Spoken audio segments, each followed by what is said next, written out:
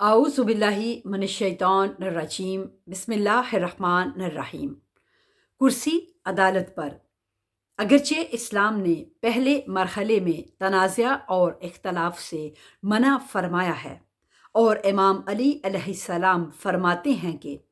اختلاف اور نزاع سے بچو، کیونکہ یہ دینی بھائیوں کے دلوں کو ایک دوسرے کے بارے میں مقدر کر دیتا ہے اور ان کے درمیان نفاق کا کانٹا اگاتا ہے۔ لیکن اس حقیقت سے بھی انکار نہیں کیا جا سکتا کہ جب افراد کے مفادات آپس میں ٹکراتے ہیں تو بعض اوقات وہ فیصلہ کرانے پر مجبور ہو جاتے ہیں۔ اس صورت میں اسلام حکم دیتا ہے کہ وہ ایسے لوگوں سے رجوع کرے جو قضاوت یعنی فیصلہ کرنے کی صلاحیت رکھتے ہوں۔ امام علی علیہ السلام قضاوت کے لیے باصلاحیت افراد کی حوصلہ افزائی کرتے ہوئے فرماتے ہیں، بہترین لوگ وہ ہیں جو عادلانہ فیصلے کرتے ہیں۔ نیز ایسے لوگوں کی تشخیص کے لیے آپ مالک اشتر کو یہ ہدایت فرماتے ہیں: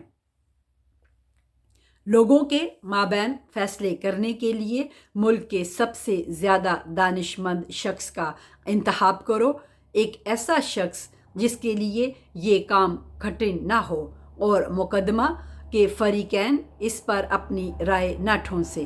وہ غلطی پر نہ جمع رہے اور حقیقت کو پہچان لینے پر اس کی جانب باز گشت کرنے میں درماندہ اور عاجز نہ ہو، اس کی طبیعت طمع پر مائل نہ ہو اور فیصلہ کرنے میں مختصر غور و فکر پر اکتفا نہ کرے اور شباہت کی صورت میں خوب غور کرے، ہر چیز سے زیادہ دلیل پر بھروسہ کرے اور فریقین مقدمہ کی لمبی چوڑی وضاحتوں سے اکتا نہ جائے،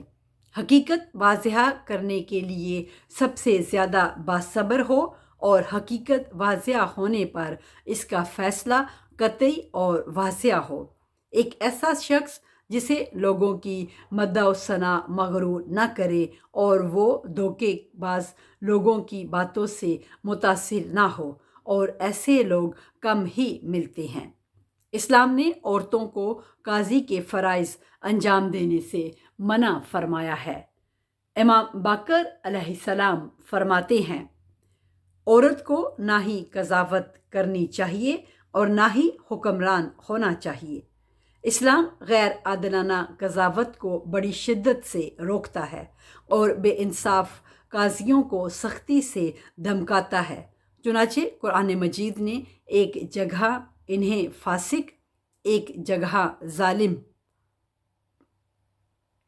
اور تیسرے موقع پر کافر کہا ہے۔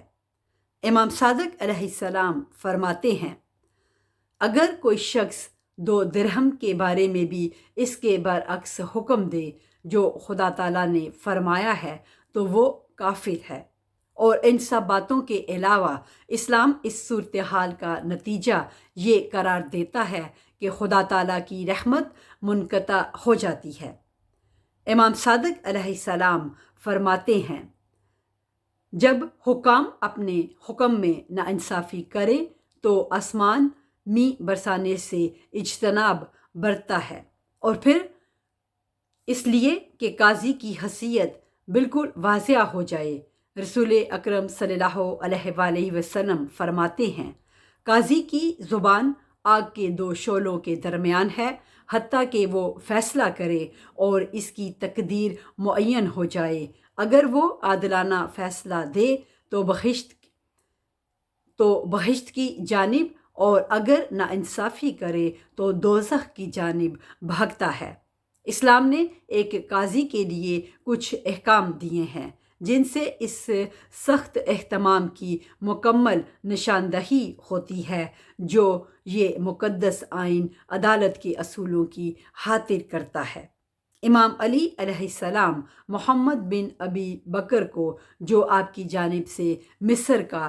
حاکم تھا، یوں ارشاد فرماتے ہیں، اپنے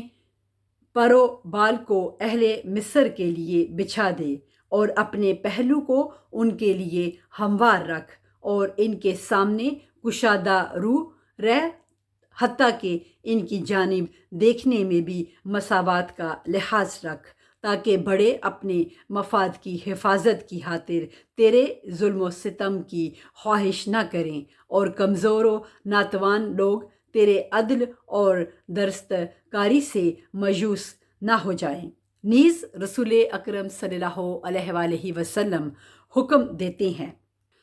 جو شخص لوگوں کے مابین فیصلے کرنا چاہے، اسے چاہیے کہ ان کے درمیان ہر لحاظ سے عدالت کی رعایت کرے، یہاں تک کہ دیکھنے، اشارہ کرنے اور جگہ کا تعین کرنے کے سلسلے میں بھی ان کے درمیان کوئی فرق نہ رکھے، اور ایک کے لیے اپنی آواز بلند نہ کرے بجز اس کے کہ دوسرے سے بھی اسی انداز میں گفتگو کرے۔ لہٰذا جب امام علی علیہ السلام نے ایک مقدمے کی انجام دہی کے سلسلے میں ابو الیاس الدیلی کو اپنا نمائندہ بنایا اور مقدمے کے اختتام پذیر ہونے سے پہلے ہی اسے معزول کر دیا، اور اس نے اس کی وجہ پوچھی، تو آپ نے فرمایا، اس کی وجہ یہ تھی کہ میں نے دیکھا کہ تیری آواز تیرے ساتھی سے زیادہ بلند تھی۔ اسلام نے قاضی کو طرفین میں سے کسی کی مدد کرنے سے منع فرمایا ہے، خواہ اس مدد کی نوعیت کیسی ہی کیوں نہ ہو۔ لہٰذا رسول اکرم صلی اللہ علیہ وآلہ وسلم نے حاکم کی جانب سے گواہ کی رہنمائی کرنے کی ممانعت فرمائی ہے، اس غرض سے کہ لوگوں کی قاضی تک ہر وقت رسائی ہو سکے۔ اسلام نے اب اسے اپنے لیے حاجب اور دربان تعینات کرنے سے منع فرمایا ہے۔ رسول اکرم صلی اللہ علیہ وآلہ وسلم فرماتے ہیں، جو شخص کسی طرح بھی لوگوں پر ولایت رکھتا ہو اور اپنے لیے صاحب مقرر کرے، قیامت کے دن خدا تعالیٰ بھی اس پر مہربانی کی نگاہ نہیں ڈالے گا، حالانکہ وہ اس دن محتاج اور ضرورت مند ہوگا۔ نیز امام علی علیہ السلام شریک کو حکم دیتے ہیں کہ وہ مسجد کو اور اس جگہ کو جو لوگوں کی دسترس میں ہو اور کھلی کچہری کی شکل اختیار کر لے، اپنی کچہری قرار دے اور گھر پر فیصلے کرنے سے پرہیز کرے۔ ظاہر ہے کہ ایک ایسے شخص کے لیے جسے بھوک لگ رہی ہو، یا جو غصے میں ہو، یا جس پر نیند کی غنودگی طاری ہو، صحیح فیصلہ کرنا مشکل ہے۔ لہٰذا رسول اکرم صلی اللہ علیہ وآلہ وسلم نے قاضی کو ان حالتوں میں قضاوت کرنے سے منع فرمایا ہے۔ یہاں قابل توجہ بات یہ ہے کہ اسلام نے اس بات کا اطمینان کرنے کے لیے کہ قاضی اور دوسرے حکام لوگوں کے درمیان کسی قسم کا فرق روا نہ رکھیں،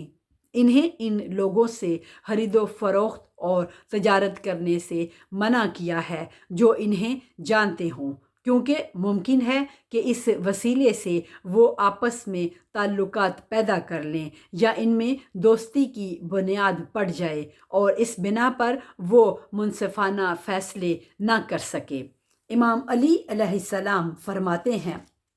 اگر والی تجارت کرے تو وہ عدالت کی رعایت نہیں کر سکتا۔ یہ بھی نقل کیا گیا ہے، ایک دفعہ امام علی علیہ السلام ایک پیرہن خریدنے کے لیے بازار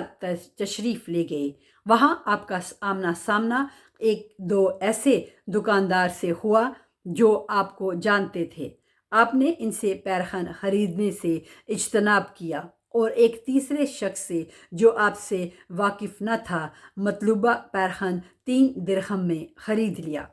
اسلام نے قاضی کو فریقین دعویٰ میں سے کسی کو مہمان بنانے سے منع کیا ہے۔